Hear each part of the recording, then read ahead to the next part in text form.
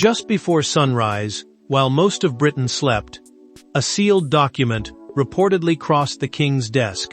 By dawn, whispers were spreading through palace corridors that something extraordinary had happened. Courtiers stopped talking. Phones suddenly went quiet, and at the center of the storm stood Queen Camilla. What began as a rumor quickly evolved into a story so explosive that even senior royal insiders struggled to contain it. Before we go deeper into what this really means for the royal family, make sure to subscribe so you don't miss a single update. The first reports did not come with loud announcements or polished palace statements. They came in fragments, carried quietly between offices where people usually knew how to hide fear. An emergency decree, allegedly signed by King Charles at dawn, had begun moving through the machinery of the monarchy like a blade through silk. No one wanted to say too much. No one wanted to be the first to confirm what had happened. But the silence itself became the signal.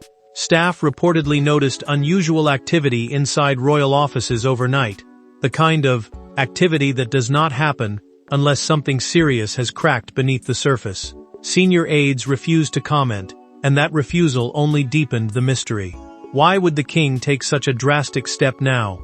Why would such a document be handled before breakfast, before the nation was awake, before the usual palace rhythm could soften the shock? Then came the detail that made the whispers turn colder. Camilla had reportedly been absent from several key discussions. Not delayed, not merely unavailable, absent. And in royal life, absence can be louder than any public statement. Observers began speaking of tension, uncertainty, and an internal shift that felt bigger than a simple household adjustment. Early claims suggested the decree could touch long-standing royal responsibilities, the kind of duties tied not just to schedules, but to influence, access, and power. For years, Camilla had stood beside Charles through scandal, ceremony, and survival. But now, according to those whispers, the ground beneath her position was beginning to move. The monarchy, so often built on patience and quiet compromise, appeared to be standing at the edge of something far more severe. This was not just another palace disagreement. This felt like the beginning of a reckoning, one written in ink before sunrise and carried through locked doors by people who understood the danger of every word. But if the decree was real, the obvious question remained: what happened behind closed doors that pushed the king to act so suddenly? For months, signs of strain had reportedly been building beneath the polished surface of royal life. Small disagreements became larger conflicts.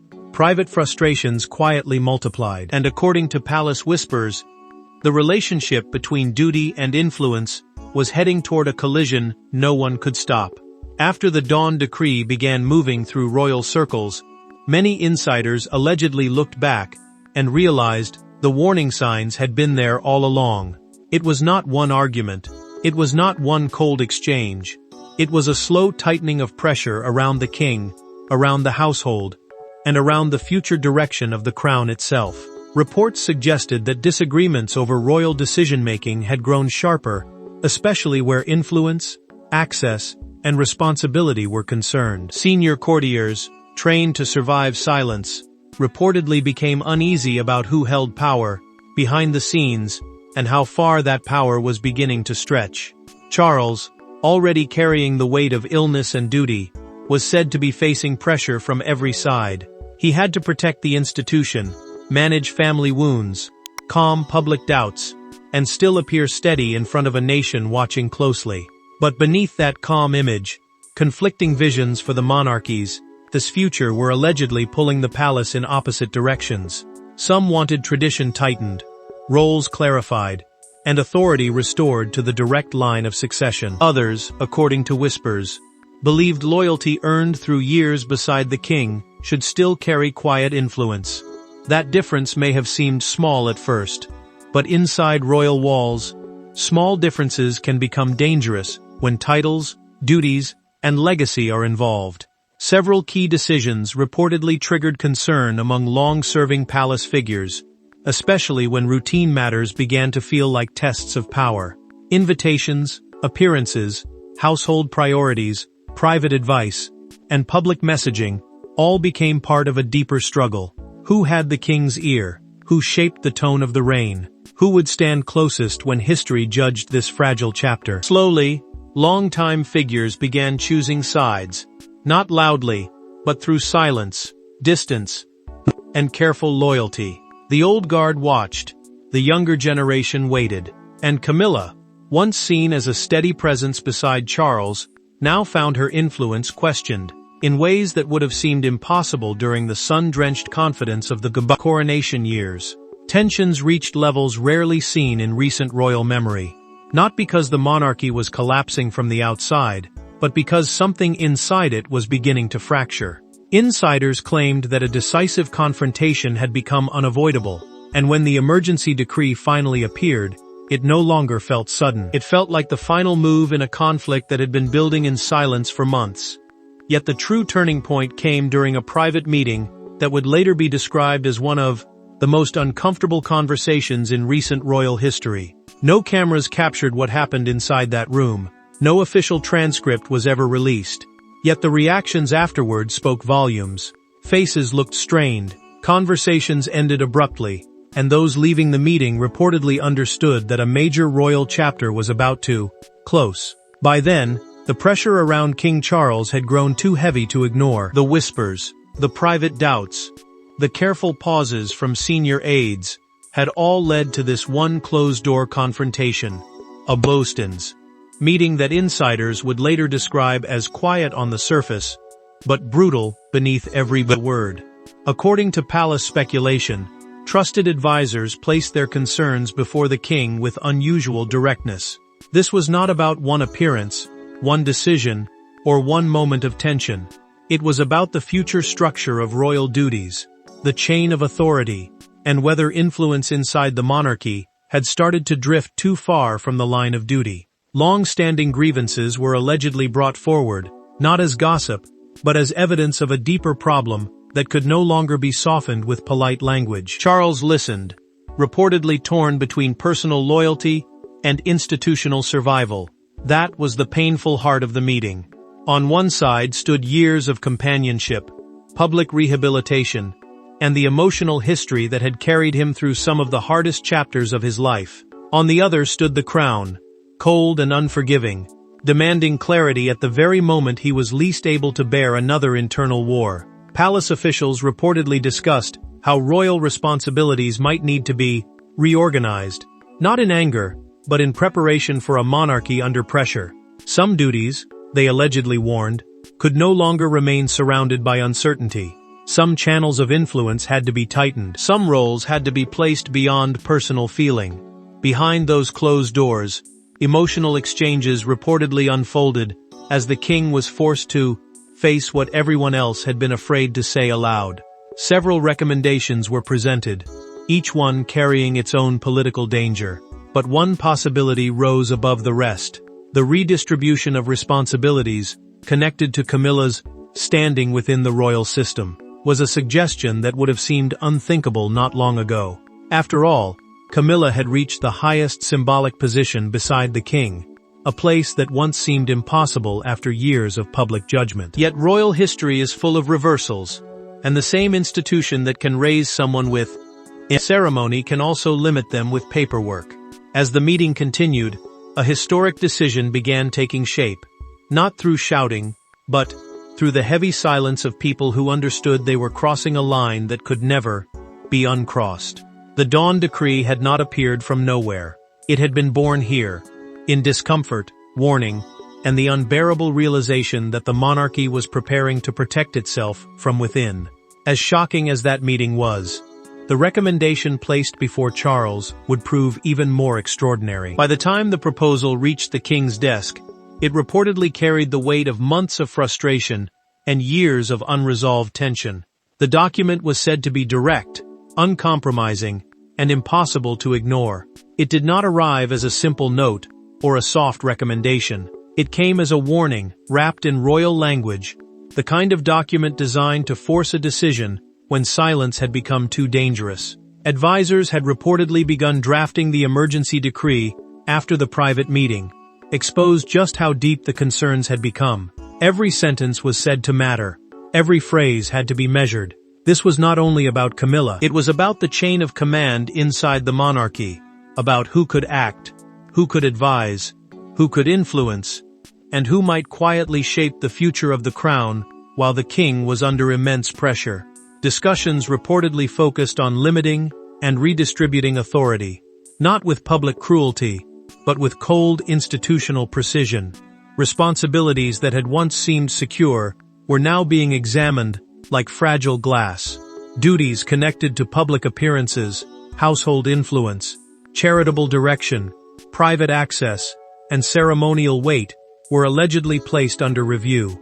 Charles, according to palace whispers, faced enormous pressure as he considered the proposal. He was not simply being asked to sign a paper, he was being asked to accept that the monarchy might require distance from someone who had stood beside him through years of controversy and judgment. That was the emotional wound at the center of it all. But the advisors pressing the matter reportedly believed stability had to come before sentiment. Public perception dominated every discussion. If the palace seemed divided, the nation would notice. If influence appeared unclear, critics would attack. If hesitation continued, the crisis could deepen. Several royal households allegedly began preparing quiet contingency plans, carefully adjusting diaries, lines of communication, and internal expectations without announcing anything to the outside world. Palace insiders anticipated significant changes, and that anticipation carried its own fear. When royal systems prepare before a decision is confirmed, it usually means the decision is already close. The king reportedly reviewed multiple versions of the decree, each one narrowing the space between compromise and confrontation. Perhaps one draft was softer, perhaps another was sharper, but the direction remained the same. Authority had to be clarified, and Camilla's reach, according to the whispers, had to be reduced. Final approval appeared increasingly likely as the mood inside the palace hardened from concern into resolve. The old method of quiet patience was giving way to something stronger, something colder, something that felt like the monarchy defending itself with paperwork instead of words. And once Charles moved from review to signature, there would be no easy return to the fragile balance that existed before. Then came the moment that transformed speculation into a full-blown royal crisis. As the first light appeared over royal residences, the decision was reportedly finalized. What had once seemed unthinkable was suddenly becoming reality. The decree was signed, the message was delivered, and the consequences began unfolding immediately. For those inside the palace machinery, this was the moment when rumor stopped being rumor and became instruction. Charles had reportedly crossed the line between private doubt and royal action. And once that happened, there was no gentle way to soften what followed. Royal officials began implementing the new directions with the cold discipline of an institution built to survive crisis. Diaries were reviewed. Channels of access were questioned. Responsibilities once associated with Camilla were reportedly reassessed with unusual speed, as if the palace had already prepared for the shock before the ink was even dry. Courtiers, usually skilled at moving through upheaval without showing panic, scrambled to understand the new structure, who now carried final influence over certain duties. Which offices would answer to which senior figure, which ceremonial roles would remain untouched, and which would be quietly reduced. These were not small questions. In a monarchy, power is often hidden in the details. Who receives papers first? Who attends planning discussions? Who is consulted before decisions become public? And who is left waiting outside the room? That is why the decree landed like thunder through royal circles. It suggested not just a correction, but a shift in the balance of influence itself. Shock reportedly spread from one household to another, carried in careful phrases and sudden silences. Public speculation intensified rapidly as observers noticed the palace refusing to kill the two-story outright. A simple denial could have calmed the storm. Instead, there was caution, delay, and the kind of guarded language that makes people wonder what is being protected. Senior royals reacted carefully, knowing that any visible emotion could be read as confirmation. Some reportedly saw the move as painful but necessary, a harsh act of preservation from a king who had finally accepted that uncertainty could no longer rule the heart of his reign. Others feared the human cost, because behind every royal title is a private wound, and behind every official decision is someone forced to feel the humiliation of being moved aside. For Camilla, the contrast was devastating. She had survived years of public anger, reached the Queen's side of the throne, and stood beside Charles during one of the most fragile periods of his life. Yet now, according to the whispers, the very system she had entered was tightening around her. The monarchy had not shouted. It had not exploded in public. It had done something far more brutal. It had reorganized. And with that, the royal family stepped into a new and dangerous chapter, where every following move would reveal who had gained ground, who had lost it, and who was quietly preparing for the next strike. But the decree itself was only the beginning. The real impact would be felt in the days that followed. Few people expected silence. Yet according to palace whispers, silence was exactly what followed.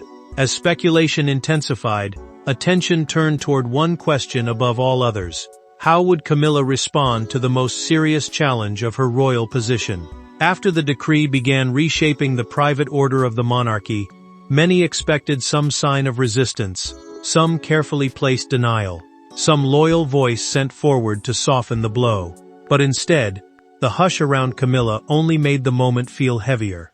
Reports suggested she was stunned by the speed of the developments, not because tension had been absent before, but because the final move seemed so cold, so formal, and so deeply royal. It was one thing to feel influence slipping in private. It was another to have that shift carried through official channels, where personal history offered little protection against institutional decision. Her supporters reportedly tried to assess the damage, searching for what remained untouched and what had quietly changed. Which duties still belonged to her? Which conversations would continue without her? Which invitations, committees, patronage discussions, and household decisions had suddenly moved beyond her reach? In palace life, power rarely disappears all at once. It is reduced in stages, through fewer calls, shorter briefings, delayed papers, and closed doors that used to open without question. Palace insiders described growing uncertainty, and that uncertainty spread far beyond one royal household. Public interest reached new heights, because the story carried everything people find impossible to ignore: loyalty, illness, duty, pressure, and a queen reportedly facing the hardest limit of her reign beside Charles. Longtime allies were said to be concerned not only for Camilla's position, but for the wider message this sent. If the king could act this sharply now, what else was being prepared behind the scenes? Questions emerged about her future influence within the monarchy, and the answers remained carefully hidden under layers of palace restraint. Media coverage intensified across Britain, with commentators reading every absence, every appearance, every carefully worded statement, as if it were a clue. The royal family faced mounting scrutiny, because a decree like this could never be viewed as a simple administrative change. It suggested a deeper struggle over who would guide the crown through a fragile era. And for Camilla, the emotional contrast could not have been sharper. She had spent years climbing from scandal into acceptance, from outsider judgment into ceremonial recognition, only to face whispers that her power was now being trimmed at the highest level. Yet silence can be strategy as much as shock. By saying nothing, she avoided giving enemies a target. By staying quiet, she forced the palace to carry the weight of its own decision. But that silence also created a vacuum. And in royal life, vacuums do not remain empty for long. Meanwhile, attention was already shifting toward the people expected to fill the vacuum left behind. Whenever power moves in the monarchy, someone inevitably steps forward, while someone else steps back. As the dust began to settle, observers noticed a new pattern emerging, one that suggested the future might already be taking shape. The silence around Camilla had created space, and in that space, attention naturally turned toward William and Catherine, not because they had demanded it, not because they had publicly reached for control, but because the monarchy, by instinct, always looks toward continuity when uncertainty threatens the present. After the decree reportedly reduced Camilla's reach, royal watchers began noticing a stronger focus on the Prince and Princess of Wales, as the living bridge between the current reign and the next. Their future roles were no longer discussed as distant possibilities. They were becoming part of the immediate conversation. Senior royals reportedly assumed greater responsibilities, carefully strengthening the impression that the institution remained steady even as private tensions continued behind closed doors. Advisors, aware of public anxiety, began speaking in the language of long-term stability. The question was no longer only what had happened to Camilla's influence. The question was, who would help carry the monarchy forward if the king's reign continued to be shaped by illness, pressure, and internal strain? Public confidence became the central priority, because once people sense disorder inside the palace, every silence feels like weakness, and every rumor grows teeth. The monarchy needed to project unity, and that meant returning to the values that had always protected it in moments of danger: duty, restraint, service, and the direct line of succession. Traditional values were emphasized once again, not as old-fashioned decoration, but as a survival system. William represented preparation, discipline, and the future crown. Catherine represented calm, loyalty, and the public warmth the monarchy desperately needed. Together, they appeared to offer what the palace could not afford to lose: trust. Around them, new leadership dynamics began to emerge. Decisions that once might have moved through wider circles were now reportedly being viewed through a sharper lens. Who understood the pressure of the future? Who carried public support? Who could steady the image of the monarchy without deepening the wounds already exposed? Preparations for the next royal era seemed to accelerate, quietly but unmistakably. And that was the most powerful consequence of the Dawn Decree. It did not simply limit one figure, it revealed how quickly the crown can reorganize itself when survival is at stake. Camilla's silence remained heavy. Charles's decision remained painful, and the palace still refused to offer the full truth. But the direction of travel felt clear. The monarchy was not waiting for history to happen to it. It was already arranging the pieces for what came next, and every cautious move hinted at a future being built before the present had finished bleeding. Yet beyond the politics and palace intrigue, this story ultimately revealed something much deeper about the monarchy itself. History often turns on moments that seem impossible until they happen. If reports surrounding the Dawn Decree are accurate, this may be remembered as one of those moments a day when the monarchy chose a different path and permanently altered its internal balance of power. What began as a sealed document before sunrise had now become something larger than palace procedure. It had become a symbol of institutional authority, a reminder that the crown, when pressed hard enough, can move with terrifying calm. The decree reportedly did not just change responsibilities. It forced every person inside that world to confront a question older than any current royal argument. What matters more, personal loyalty or the survival of the institution? For Charles, the decision was said to carry deep emotional weight. This was not a cold monarch acting from distance.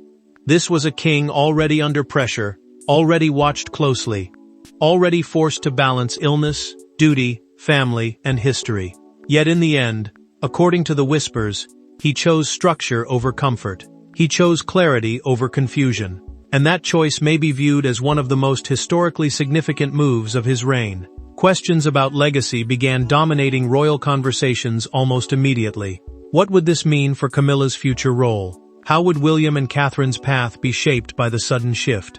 Could the family repair the private damage, or had the decree created wounds that no public appearance could hide? The monarchy entered a new chapter, not with celebration, but with a quiet sense that something had been broken and rebuilt at the same time.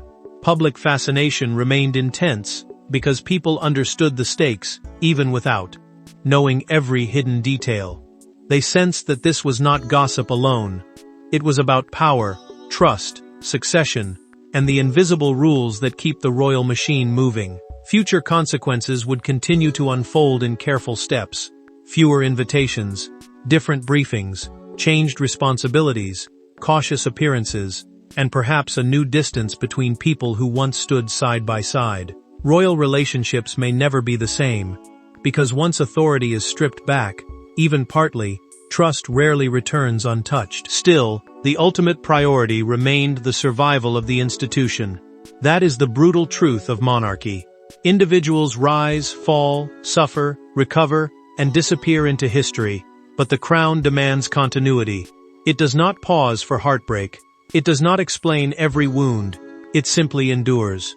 And perhaps that is why the Dawn Decree felt so powerful. It showed a monarchy willing to protect itself, even from the pain within its own walls. And while the full story may remain hidden behind palace walls for years to come, one thing is already clear. The Dawn Decree changed everything. Thanks for watching. Please don't forget to like and subscribe, and we will see you in next one.